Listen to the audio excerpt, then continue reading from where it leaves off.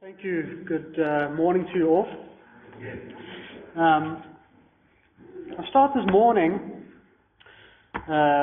just recounting something that I'm sure almost all of us are aware of, news that broke just a few weeks ago about South Africa's ambassador to the United States, Ibrahim Rasool, being declared persona non grata. I'm sure we're aware of that. Essentially, he was told by the administration in America that he is no longer welcome in USA. He was expelled. He was told that he is no longer recognized as a diplomat. I'm sure we saw that story, and I think there are some repercussions for that, and some things that we have to kind of deal with as a country with that. This came about essentially because he had criticized Donald Trump, and he had criticized Donald Trump's administration. And I think regardless of how you feel about Donald Trump, how you feel about that administration in America, regardless of how you feel about him and the comments that he may have made or really where you stand, you may have had a similar thought to what I had when that all went down, and particularly when he came back to South Africa after all of this. And people responded and reacted in certain ways. And my thought was essentially, this is a man who is a representative of South Africa. And I had lived in the United States for a period of 3 years. I had a lot of friends who were American, and I wondered, how does his action reflect their thought of me? He's a representative of South Africa, not of himself, not of the ruling party or the government. He's a representation of our country. And so I thought, well, what are people thinking about me? Is that picture that they see of him the same thing that they are thinking of me? Regardless of whether I agree with it or not, I think that there was a good understanding that he had quite a big responsibility on his head.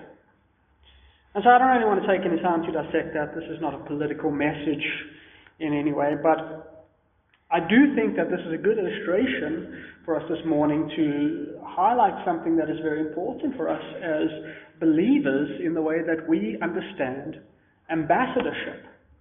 What does it mean to be ambassadors? To be a believer, to be a Christian, is to be someone who is a member of Christ's kingdom.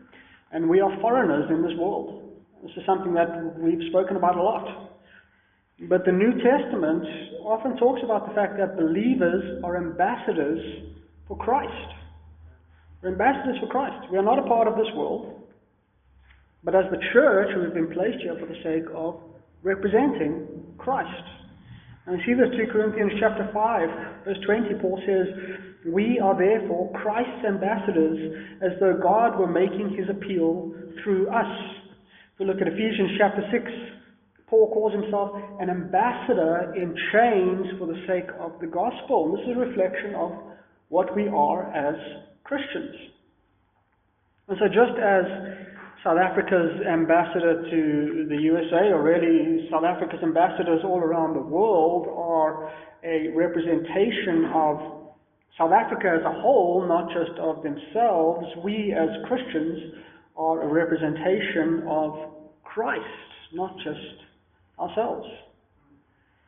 And so this morning we're going to continue our study through the book of 2 Corinthians, and we're going to pick up in chapter 8. We're going to go from verse 16 down to verse 24.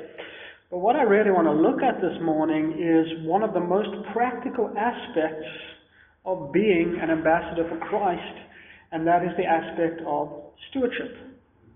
Stewardship is simply the understanding that everything that exists in this world, everything that we have personally, is God's. It belongs to God. This is God's creation. We are God's creation. What we have is part of God's creation. It's His. Nothing that we are and nothing that we own is truly ours. And so when we use things, or when we utilize or manage things, what we're doing is we're using them on behalf of the Lord, not simply for ourselves.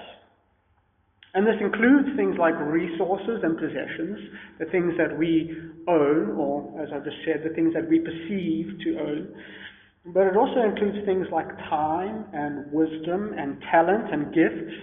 It includes things like relationships and opportunities. And if we have a look at what Paul says to us in 1 Corinthians chapter 4, it includes the gospel of Christ itself. We are stewards of the gospel. The gospel has been given to us by Christ. We therefore are stewards to utilize it and use it in a way that represents Him. Now, in the context of this calling, this directive for stewardship that we're going to see in our passage today, what we're really seeing here, and it's kind of similar to what we have seen over the last 2 weeks, is the financial offering that the Corinthian church has pulled together for the Christians in Jerusalem. So that's the context. When we look at this passage, we're going to see that context. But I think that there's a wider message here, and that is the understanding of what it means to be stewards. What Paul is doing in this passage, 2 Corinthians chapter 8, 16 to 24, is really outlining exactly how he intends to take this offering, which has been given by the church in Corinth, and get it back to the needy Christians in Jerusalem. That's really what the narrative is that we're going to see today. And obviously this is a big deal. It's an important thing to do. Movement of money has always been a risky thing. We know that. We have an entire banking industry in South Africa which is essentially designed in such a way that it minimizes the risk of movement of money. I don't think it's unique to South Africa, but it's definitely a very major factor in South Africa. We know very well how treacherous cash in transit is. It's a real thing. It's a problem. And so it's important for this Corinthian church to have an understanding of how this collection is going to be pulled together and then how it's going to be transported from them in Corinth all the way over to Jerusalem and then distributed amongst those that need it. But there's also another problem. This is not just a matter of safety. There's another problem that's presented here. The Corinthian church has a history of mistrusting Paul. And it's unfairly so. They have no grounds to mistrust him, but they do. They do mistrust him. What's happened is, as you've heard, false teachers have come in and they put about that Paul is not someone who can be trusted, who in this instance is someone who's seeking to enrich himself. We had a look at that a few chapters back. The offering that he's been calling on the Corinthian church to pull together is really for himself. Something that he's going to take. He's not going to distribute to the needy Christians in Jerusalem. He's going to put it in his own pocket. This is a charge that has been leveled against Paul. And so Paul needs to really lay out the logistics for the church so that they understand exactly that there is some credibility in what's going on here. That he's going to take this money and he's going to use it for what he says he's going to use it for in a very honorable way. So let's have a look at the text. Just read through that narrative that Paul has explained. And then quite simply, I want to just draw out a number of principles. So just to clarify again, we have the context and we have the narrative, and that's essential to understand. But there are also principles that I want to draw out of that narrative that we can apply to ourselves today. Principles that give us a good, direct understanding of what biblical stewardship is. So if you have your Bibles with you, please turn with me at 2 Corinthians chapter 8. And as I said, I'm going to start in verse 16 and read all the way down to verse 24. 2 Corinthians 8, 16 to 24, it says this: "But thanks be to God, who put into the heart of Titus the same earnest care I have for you. For he not only accepted our appeal, but being himself very earnest, he is going to you of his own accord. With him we are sending the brother who is famous among all the churches for his preaching of the gospel. And not only that, but he has been appointed by the churches to travel with us as we carry out this act of grace that is being ministered by us for the glory of the Lord himself and to show our goodwill. We take this course so that no one should blame us about this generous gift that is being administered by us. For we aim at what is honorable not only in the Lord's sight, but also in the sight of man. And with them we are sending our brother, whom we have often tested and found earnest in many matters, but who is now more earnest than ever because of his great confidence in you. As for Titus, he is my partner and fellow worker for your benefit. And as for our brothers, they are messengers of the church, the glory of Christ. So give proof before the churches of your love and of our boasting about you to these men. The plan that Paul lays out here is really quite simple. He has been the one who has called the church to partake in this offering, bring about this, gather up their offering, contribute it. But he has decided that he's not going to be the one who goes through, grabs the money and walks away with it. And essentially, I suppose the main reason is because that would really just open the door to a whole lot of criticism. Whether it's warranted or not, he wants to avoid that. We're going to have a look at that in a minute, but he wants to avoid that. So what he's done is he's found 3 men that are trustworthy, men that have good reputations, men that have a desire to serve the Lord. And he has sent them to collect this offering and then go along this journey transporting this money back to Jerusalem, ensuring that it gets to where it needs to get. And in doing this, Paul gives comfort and he gives credibility to the Corinthian church about what's going on. But he also lays out, as I mentioned, these practical directives that we can follow. It's a good example when we're in ministry of the way that we should do things, particularly when we come to these sticky ideas of money, possessions, things that cause a little bit of conflict, might be a little bit controversial. And so there are 5 points that I want to draw out of this passage that instruct us, and it instructs us in 2 ways. Firstly, it instructs us personally on how we ought to take on this stewardship. And secondly, it instructs us on how we need to work with others in encouraging them in their stewardship. I remember as we talk about this term stewardship, even this morning, we talked about the stewards who came up to help us administer the communion. We'll talk a little bit later about the stewards who will come up to partake in gathering the offering. We're really just talking about people who are acting in service to the Lord. And so it's a big word, and it is a word that we kind of use in very specific terms, but what we're talking about is all Christians. All Christians who have service to God.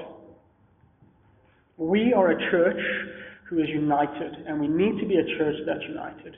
We need one another. We need one another. We can't do things alone. It's impossible.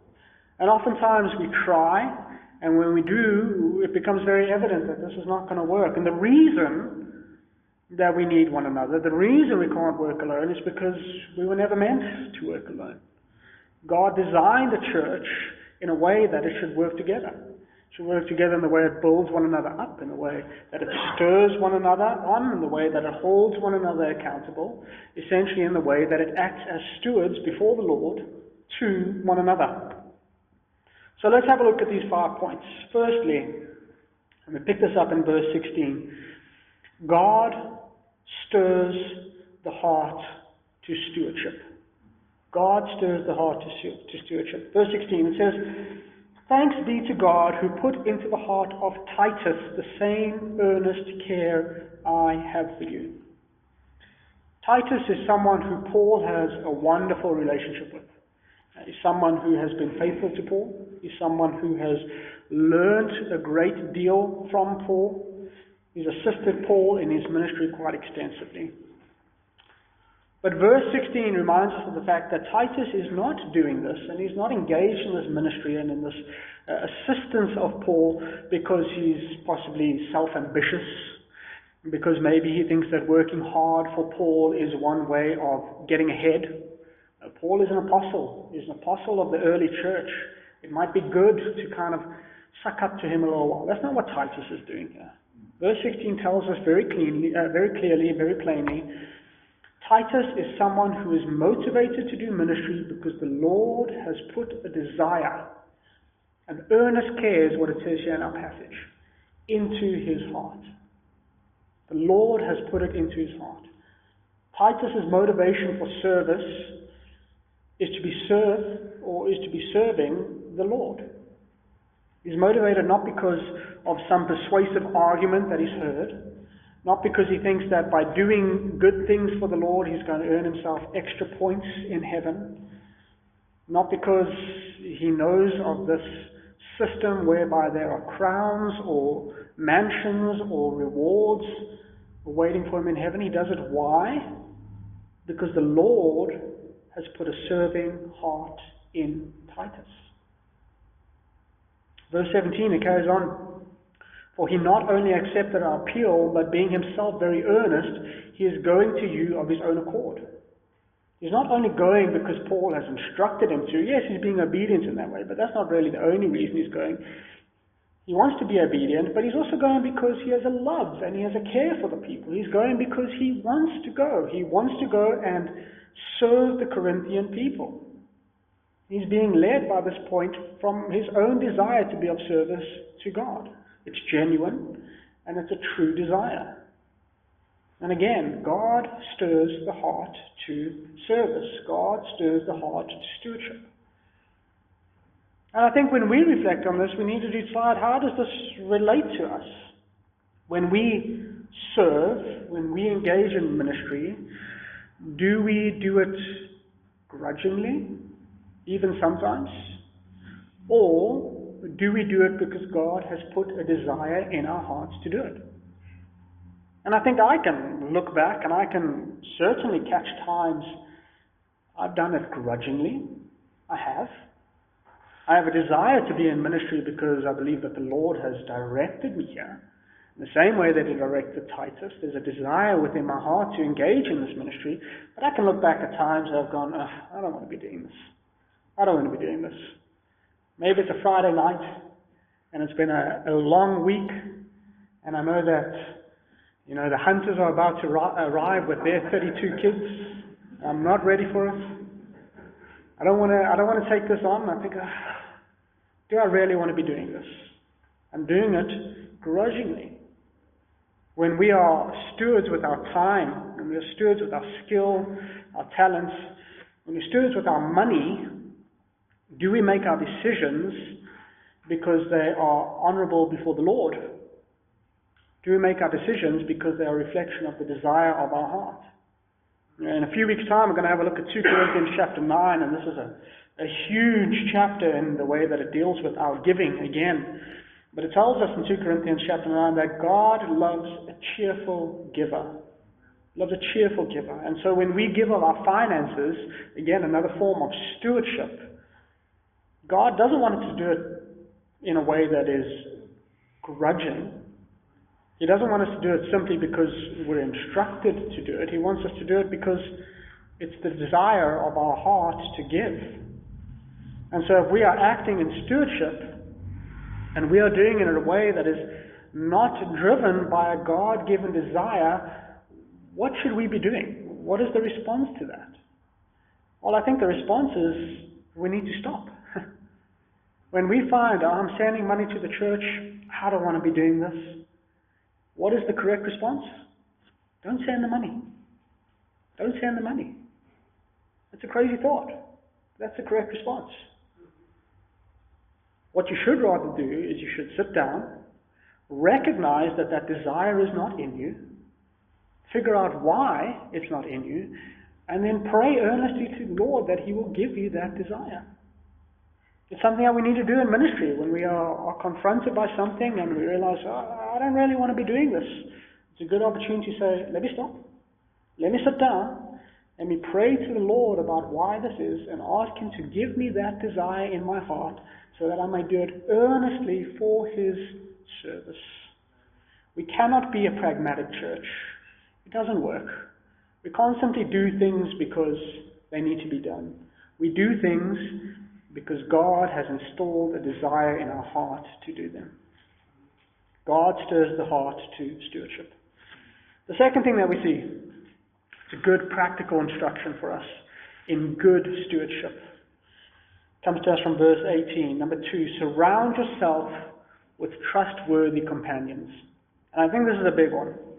Verse 18 says, with him, this is with Titus, with him we are sending the brother who is famous among all the churches for his preaching of the gospel.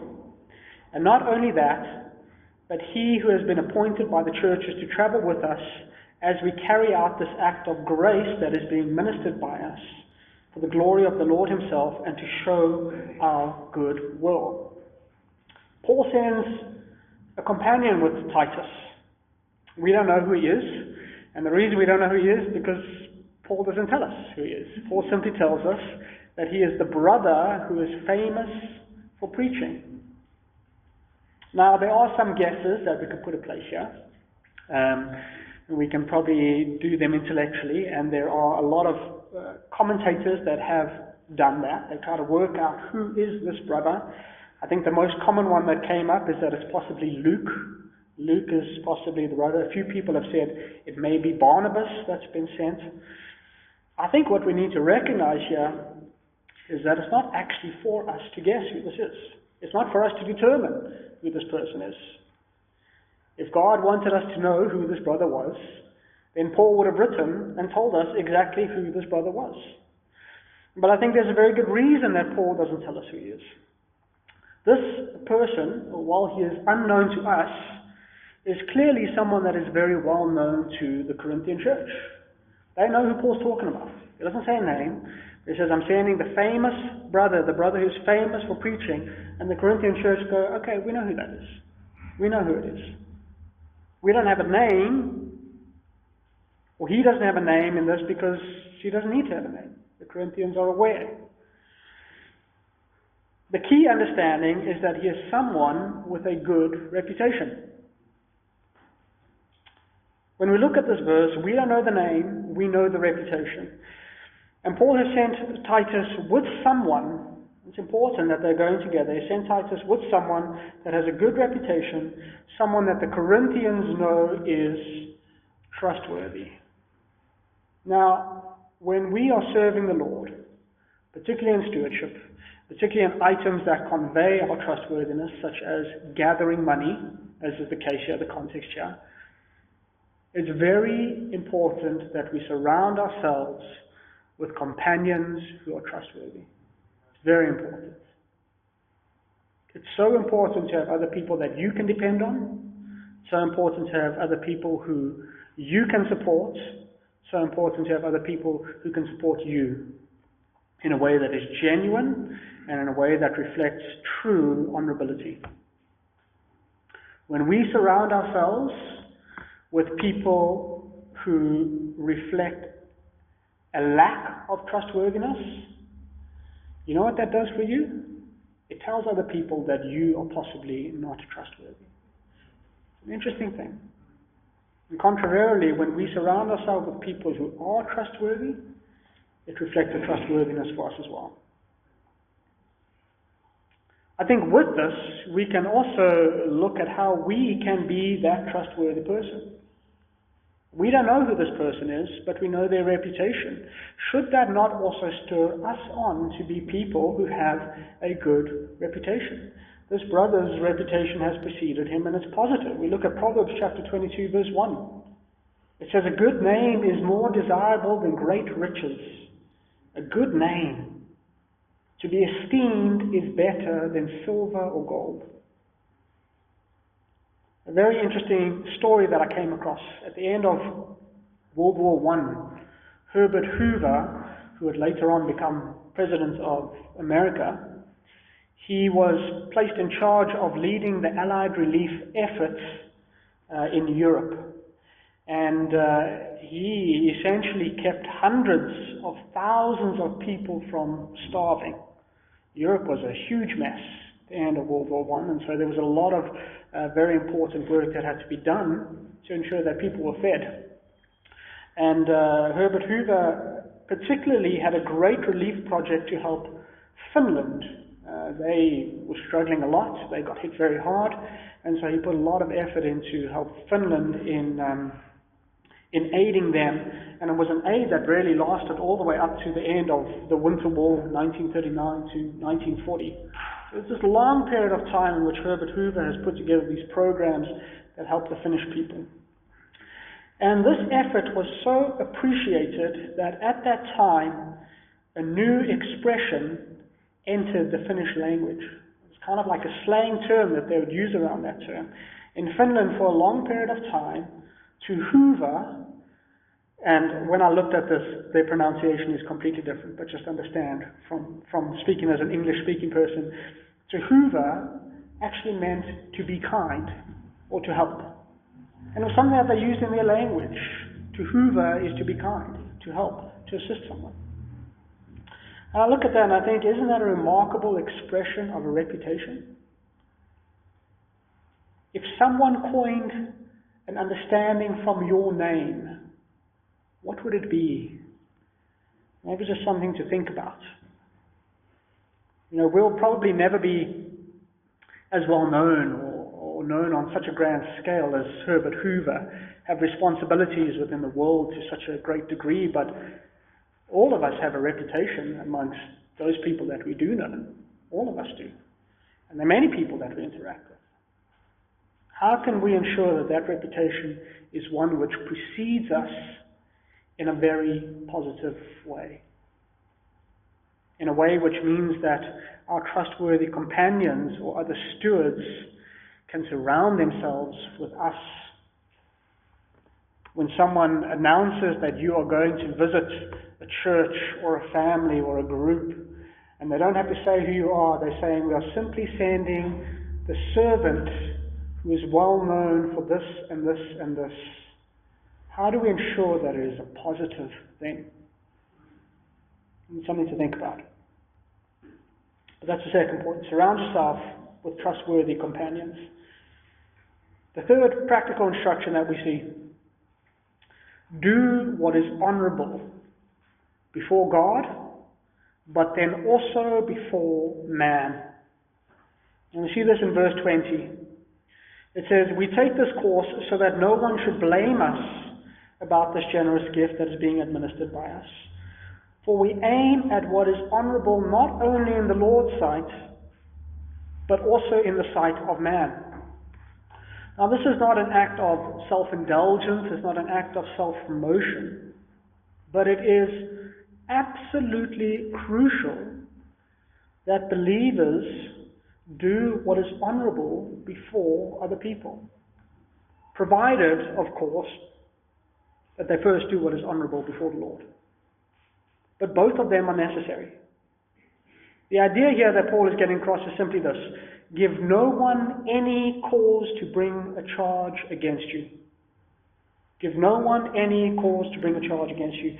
Warren Wiersbe says this. He says, it is not enough for Christian workers to say, God knows my heart. We must remember that others are watching us, and we dare not give the enemy an opportunity to accuse us of dishonesty. And he's right. He's right. If we are doing what's right, if we are doing what is honorable and honest, then we should simply go a little bit further and ensure that there is no way of disputing that. It's an important thing to do. And look, there are many people out there who are going to find ways of bringing charges against us. They are. They're going to nitpick. They're going to pick up on the tiny little things that we may have neglected or the tiny little ways that we may have failed, and they are going to use that to bring a charge against us. It's the way that the devil works. It is. He wants to discredit the church, and he wants to create discord within the church. And he will use any means necessary to find those small things to level an accusation against believers. What we need to do is ensure that we do not give him ammunition. That's essentially it. And sometimes it means going out of our way. Those charges are going to come, and oftentimes they're going to be unfounded. They really are. Oftentimes someone is going to stand up and level a charge against you, and they're going to say, you have no basis for that. But the damage is going to be done. It's going to be done. If we think about non-believers, possibly even friends, that have a criticism of the church, how many of them are criticizing the church because, well, we don't really believe what the Bible says? There are a couple of them. But most of them, that's not really the problem. The criticism of the church is what? Well, the church's conduct is not really trustworthy. The church is hypocritical. They preach one thing and then do another. We have churches around the world that are, they're not churches.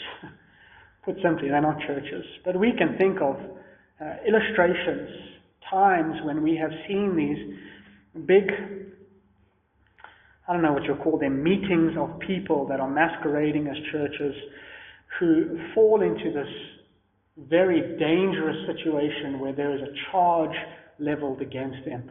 And very often it is a charge of financial impropriety. We see it all the time. I think about Jim Baker. We know the story of Jim Baker.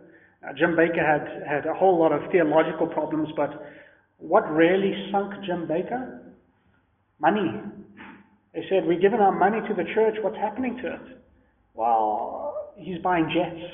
That's what he's doing with the money. We think about a very sad one in recent history, Ravi Zacharias, a man who said all the right things. He did. He stood up before people, he said all the right things, and then he died of cancer. And when he died, theologians and Christians around the world were sending their grievances in, saying, what a wonderful man of the Lord that's died. But after he died, a few things came to light. Well, people were donating money to Rabbi Zacharias' ministry, and what was happening to it? It was being misused. It was going in the wrong direction. There's a whole lot of other stuff that was really, really terrible that came to light of that. But what was happening is these people are working in a way that is not preventing or not protecting themselves from having a charge that the world can level against them. When we do things, we need to ensure that we do it in a way that is honorable before God and in a way that is honorable before man. And look, this is a biblical principle. This is something that Paul has brought up here. It's something that is important. And so because of that, it's something that Christian organizations and churches need to be following. They need to be following it. And so if you encounter a Christian organization or you encounter a church that is not doing this, you actually have an obligation to stand up and call them out on that. Not to be shameful or not to shame them in any way, but to encourage them in this light that Paul has given us, that they should not give any cause for accusation. It's one of the reasons that our AGM is so important. Oftentimes AGMs can be tedious, and oftentimes you can think, it's not really a church service. But our AGMs are so important because it gives us an opportunity to report back on what we have done. And a large part of our AGM is reporting back on our finances. It's important for us as a church to be transparent in that way. And we rely on you, we rely on our members, we rely on our congregation to hold us accountable for that. Oftentimes we might slip. Oftentimes you may see things and go, we're not so sure about this. You're kind of making decisions here and you seem to be hiding them. It's okay for you to come forward and say, listen, you need to be transparent here. In fact, it's not okay. It's essential that we do that. That's what Paul is calling for here. Do what is honorable before God, but also before man. The fourth point that we see. Have confidence in proven servants. Have a look at verse 22. It says, with them, this is now talking about Titus and the famous brother, we are also sending our brother whom we have often tested and found earnest in many matters, but who is now more earnest than ever because of his great confidence in you. As for Titus, he is my partner and fellow worker for your benefit, and as for our brothers, they are messengers of the churches, the glory of Christ. So Paul appoints a third delegate here to accompany this party. It seems that this guy is not as famous as the previous brother. Again, we don't know who he is. Paul doesn't tell us. But we are told that he is someone that Paul has watched very closely. He is someone who has been tested.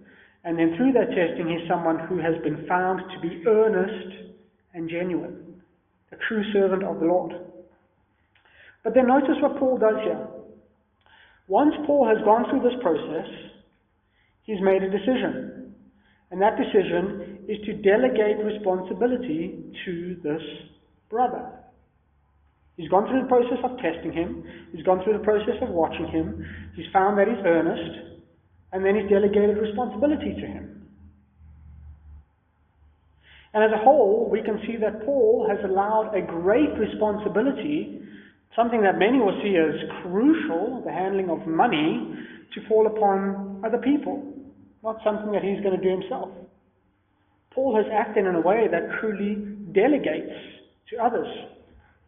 And oftentimes when we are involved in ministry, particularly in leading ministries, and let me tell you, this is something that is convicting for me, possibly convicting for other people that have been involved in leading ministries. We try to do everything by ourselves. All too often. We try to do everything by ourselves. And sometimes it's because we don't want to inconvenience others. I find myself in that position. I need something done. We need to engage in some ministry, and I don't want to inconvenience someone else and make them come out and help me on this. Let me just handle it myself. But oftentimes, I think we do it by ourselves because it's so much easier to just have that control over things in a way that you perceive them, in a way that you understand them.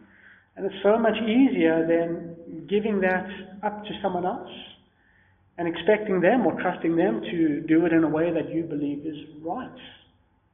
We do this all the time. We do this all the time. It's an old adage, something that I think people live their lives by. If you want something done right, do it yourself. And we bring that into ministry all the time. We want to engage in this. I want someone to kind of run this home church, but they're going to mess it up. They're going to mess it up. I don't even know who it is, but they're going to mess it up. I know that I will get it right. And we do that. When we try and do everything by ourselves, when we fail to have confidence in other proven servants, other proven stewards, and understand we are talking about people that are proven. Paul goes through the process of ensuring that that person is qualified. He's not just throwing out responsibilities. He goes through the process of doing it correctly. But when we fail to have confidence in those people, as we often do, when we fail to delegate those responsibilities, we miss out on the planned structure that God has designed for His church and the way that it should operate. We miss out on that. We miss out on that. There's never supposed to be a church that has one pastor running the show. Never the case. It never has been. It never should be. We see it all the time, though. People come to church and they sit in church and there's the pastor and he decides what we do and he decides the direction we're going to take and he runs the ministry. And if he's not there, we cancel church for the week. That was never, ever supposed to be the design. It was never the way that God had planned His church to operate. Teamwork is necessary because God has made it necessary. He's made it necessary. If we think that we can get everything done, we're fooling ourselves, number one. And number two, we are actually kind of saying, Lord, you don't really know what you're doing. You don't really know. I know you had a plan, but I'm pretty good. I'm pretty good. I'm able to do a lot. I'm able to multitask. I can get this done. God says, no, you're not. In fact, you're terrible. You're terrible. And you're so terrible that when I put this in place, I said, I'm not going to use you by yourself. I'm going to give you 30 other people to carry this load that you believe you can carry yourself. There are two things that are important here. Firstly, be available to assist in service and stewardship. It's important. Be available. But then secondly, when you are leading or directing a ministry or really just engaging in any ministry, allow those who are available, those who are willing, and those who are qualified to assist you. It's important. Recognize your shortcomings and take the help. Take the help that's provided. And the fifth and the final point, and I think this is the key one, this is the one that circles back to us right from the beginning, number 5. Reflect the gospel as ambassadors. It's our last verse, verse 24. It says, so give proof before the churches of your love and of our boasting about you to these men. Paul's call here is to the Corinthian church as opposed to the delegates that he's sending. but it is still a call to the church in their stewardship. And as such, it's still an understanding for us. It directly relates to the offering. And his call is for them to partake in this offering because they now have confidence that this offering is going to be used correctly, it's going to be used responsibly in a way that is honorable. And he's calling for the Corinthian church to prove their love. He says, give proof before the churches of your love. What is the point of proving that love? What Paul is saying is, display your love by giving up this offering. I've now set your minds at peace. You know that this offering is going to be handled correctly. It's going to the right place. Display your love by giving up this offering. But what is the point of displaying that love? And what love are we talking about? Does it prove that the Corinthians are great people? Paul's not saying, I'll give you offerings so that people will say, wow, these Corinthians are wonderful people. Paul doesn't care about that. Paul is saying that your love proves that your desire is for the Lord. That's what he's saying. They have love because the Lord has placed love within their hearts. And that, primarily, as we saw last week, as you saw the previous week, their desire is to do what the Lord wants. That's what Paul's calling to them. He's saying, give up this offering. Why? Because it reflects the fact that your desire is to do what the Lord wants. Put simply, Paul is calling for them to be ambassadors of Christ. Be ambassadors of Christ in a way that reflects the gospel. In a way that reflects the fact that they are saved. They have been changed. And I think that that's the same call for us today. It's the same call for us for the remainder of our lives. We are ambassadors representing Christ, representing his gospel truth. That's what our life is. We can never forget that. What we do in this world, we are doing for him. Everything that we have in this world belongs to him, and thus the way that we handle it and the way that we use it should be a reflection of his desires. And so when we think about our ambassadors to other countries, and we think about Ibrahim Rasool and the way that he was an ambassador to South Africa, and we consider, did he make decisions that reflected him and his belief, or did he make decisions that reflected the country that he was representing? The same understanding we have to have for ourselves. When we are unsure of whether we are being good stewards of the Lord's resources, of what we have, I think this is the point that we need to come back to. And so I'm going to close on this morning. Are we being ambassadors that represent him and his gospel to the world? Or are we simply doing what we want in a way that represents us? That's as simple as it is. Are we being ambassadors that represent him and his gospel to the world? Or are we simply doing what we want in a way that represents us? A good thought. Let's close in prayer. Lord, we thank you that you are a God of mercy and a God of love. That you are a God who has established a church and saved them. And we thank you that you are a God who has seen fit to place a great amount of trust in us to be your ambassadors, to be your stewards, to take what you have given us and to use it for your glory. And I pray that as a church here at Weltevreden Chapel, we would be defined by that. That we would represent you in our lives. That when we make decisions, we make them based on the way that you direct us, based on how you have called us, and based on a way that is going to reflect you and the truth of your gospel. I pray that you would keep us accountable to this week, that as we go out, we may reflect you to this world. I pray this in your great and your holy name. Amen.